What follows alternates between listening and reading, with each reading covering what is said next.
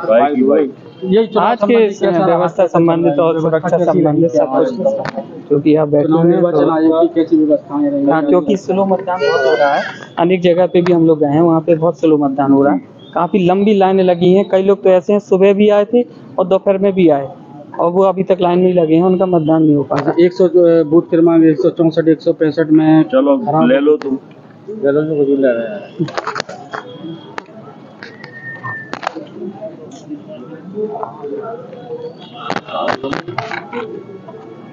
अब तो हमारा मौका दिखा है। जब तो जी चाचा जी, आज की व्यवस्थाओं को लेकर क्या कहेंगे? निर्वाचन आयोग की कैसी व्यवस्थाएं रही चुनाव में? देखिए, मैंने शहर में भी देखा है और गांव में भी देखा है। मतदान को लेके प्रशासन और शासन दोनों बहुत प्रचार प्रसार करते हैं कि मतदान अधिक से अधिक हो और मतदान की व्यवस्थाएं अच्छे से अच्छी बनाई जाए, लेकिन कहने भर को होता है, प्रचार प्रसार में होता है, कागजों पे होता है। लेकिन हम देख रहे हैं जब मौके पे आप किसी चीज को देखते हैं, चाहे उसको नाम तो पिंक बूथ दे दिया, लेकिन पिंक बूथ में आपने महिलाओं को ही बिठा दिया केवल। कुछ लोग उतने एक्टिव नहीं है, उतनी जल्दी उस काम को नहीं कर पा रहे। कम से कम आप उसकी मॉनिटरिंग तो करिए। ना मॉनिटरिंग हो रही है। बार बार कहने के बावजूद भी अनेकों बूथों के ऊपर ये व्यवस्था नहीं सुधारी गई और इतना धीमा मतदान है, इतना धीमा मतदान है कि जिससे लोग प्रभावित हो रहे हैं। सुबह आए तो वापस लौट गए, दोपहर को आए तो वापस लौट गए। लगातार बार बार आने के बाद भी लोग परेशान हैं और मतदान की गति बहुत धीमी है। प्रशासन को और शासन को इस बात पर ध्यान देना चाहिए कि अगर हम प्रचार प्रसार में इतना खर्च करते हैं और प्रचार प्रसार के लिए मतदान अधिक से अधिक करने की बात करते हैं, तो हमें व्यवस्थाओं के ऊपर भी ध्यान देना चाहिए।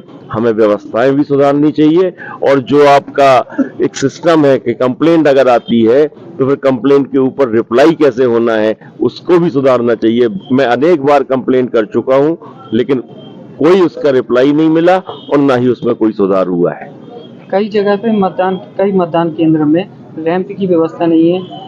हाँ, कई जगह लाइट की दिक्कत हो रही है। लाइट चली गई या लाइट नहीं है, लगी नहीं है, या परेशानियां हैं। ये मैं गांव के एक बूथ में मैं देख के आया हूँ। अभी मैं यहीं पे एक नए मोहल्ले वाले एक बूथ में था, जहाँ पे लाइट बहुत ही स्लो थी, बहुत धीमी थी, जिसके कारण जो वहाँ पे अधिकारी बैठे हुए थे उनको देखने में पढ़ने में परेशानी के सामने हो रहा था। मैंने लाइट वाले से कहा तो उसका जो आंसर था वो संतोषजनक नहीं था।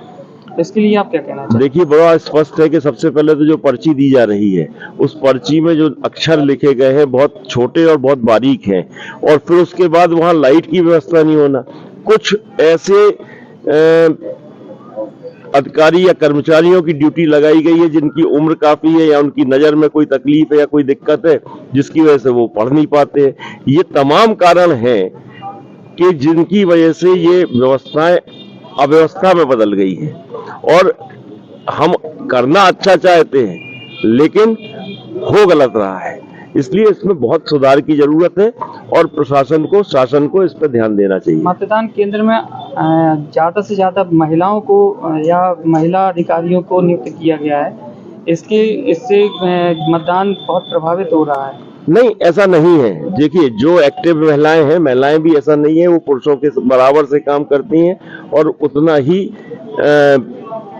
अच्छे से काम करती है, लेकिन कुछ उसमें उतनी स्पीड या उतनी वो चीज नहीं पकड़ पाती है। तो ये एक ग्रुप बनाना चाहिए या वहां पर एक आध एक्स्ट्रा मेंबर को देना चाहिए, जिससे कि ये प्रभावित ना हो और सुचारू रूप से ये सब चीजें संचालित हों।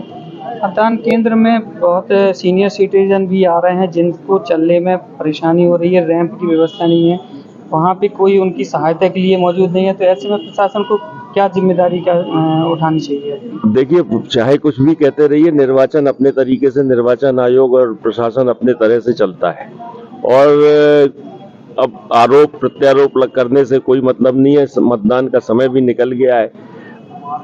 अब सवाल इस बात का है कि शासन और प्रशासन को संज्ञान में लेके जो कमियां इस बार हुई हैं वो भविष्य में आगे जब मतदान हो ये कमियां ना हो उसके लिए सुधार करना चाहिए और उस पर ध्यान देना चाहिए। आप जैसे इन सब चीजों पे कर रहे हैं, वोटर लिस्ट में ऐसे ऐसे लोगों के नाम जानबूझ के काटे गए हैं जिनके नाम होने चाहिए, तो ये भी कमी रही है। तो कमियां तो बहुत है, उनको सुधार करना चाहिए और इस चीज की मॉनिटरिंग करनी चाहिए कि हमारे इस जो भी व्यवस्था हमने बनाई है उस व्यवस्था में कहाँ कमी रह गई है कि भविष्य में हम इस बात को सुधारें और लोगों को परेशानी का सामना न करना पड़े।